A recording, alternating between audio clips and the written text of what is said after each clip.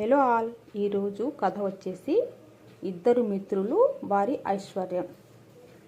కథ ప్రారంభం చేయబోయే ముందు ఒకవేళ మీరు మన ఛానల్ని న్యూగా విజిట్ చేస్తుంటే సబ్స్క్రైబ్ చేసుకోండి, బెల్ బటన్ను ఆన్ చేయండి. అప్పుడు మన ఛానల్ అప్డేట్స్ అన్నీ మీకు అందుతాయి. ఈ కథ నచ్చితే వీడియోకు లైక్ అండ్ షేర్ చేయండి.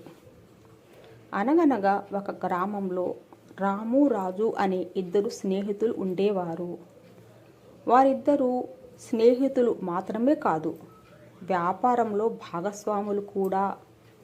వారిద్దరూ వ్యాపారంలో బాగా రాణించారు. రాము చాలా తెలివైనవాడు, అంతేకాకుండా కష్టపడి పనిచేసే స్వభావం కలవాడు. కానీ రాజు చాలా సోమరి. వారిద్దరూ వ్యాపారంలో పేరు ప్రఖ్యాతలు గడించడం వల్ల వారిద్దరి ఖ్యాతి చాలా దూరం వరకు విస్తరించింది. దూర ప్రాంతంలోని ఇతర వ్యాపార సంస్థలు వారిని వాళ్ళుండే రాజ్యాలకు ఆహ్వానించేవారు. వారి ఆహ్వానాలను స్వీకరించి ఇద్దరు స్నేహితులు ఆయా రాజ్యాలకు వెళ్ళి వారికి వ్యాపార మెలకువలను నేర్పించి తిరిగి వచ్చేటప్పుడు భారీగా ధనాన్ని వారితో తెచ్చుకునేవారు. ఇద్దరు స్నేహితులు నిరంతరం ఏదో ఒక రాజ్యానికి వెళ్ళవలసి వచ్చేది.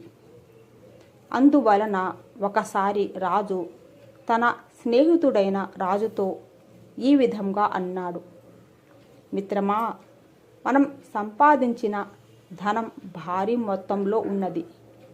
ఇంత ధనాన్ని మనతో పాటు తీసుకుపోలేము.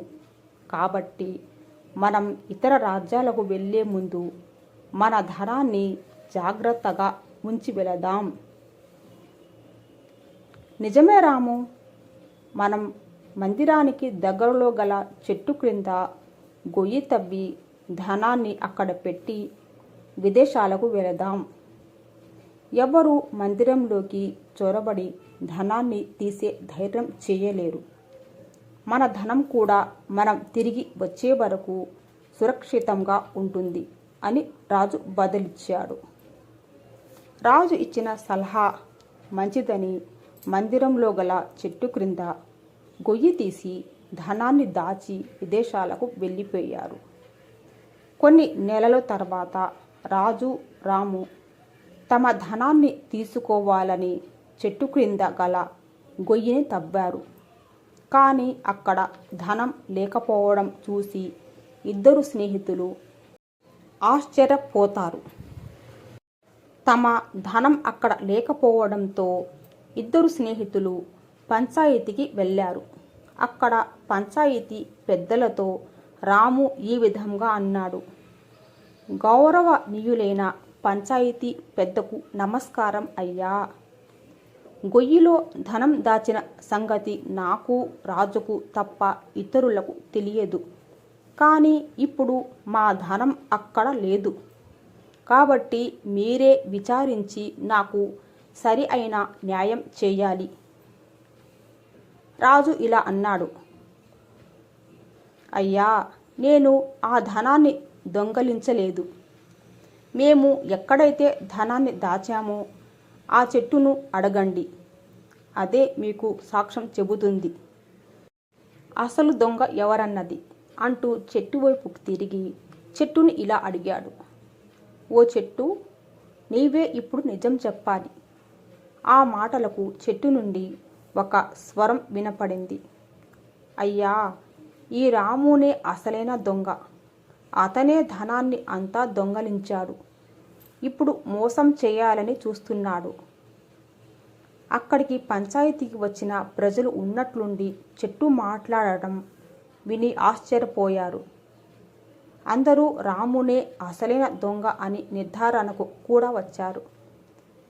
అప్పుడు రాము మండుతున్న ఒక కట్టె తీసుకొని సగం ఎండిన చెట్టు యొక్క మధ్య భాగంలో నిప్పు అంటిస్తాడు. అకస్మాత్తుగా ఒక వ్యక్తి ఆ చెట్టు యొక్క తొర్రలో నుండి బయటకు వచ్చి పారిపోసాగాడు. అక్కడ ఉన్న గ్రామస్తులంతా ఆ వ్యక్తిని పట్టుకొని తీసుకుని వస్తారు. తీరా చూస్తే ఆ వ్యక్తి ఎవరో కాదు, రాజు తండ్రి. అప్పుడు అందరికీ అసలు నిజం ఏమిటో తెలుస్తుంది. రాజునే అసలైన నేరస్తుడు. అక్కడ గల పంచాయితీ పెద్ద, ఇతర గ్రామస్తులు రాజు వద్ద నుండి మొత్తం ధనాన్ని స్వాధీనపరచుకొని రాముకు ధనాన్ని అందిస్తారు. రాము ఆ ధనంతో తన వాటాను మాత్రమే తీసుకొని మిగిలిన మొత్తాన్ని రాజుకు తిరిగి ఇచ్చేస్తారు.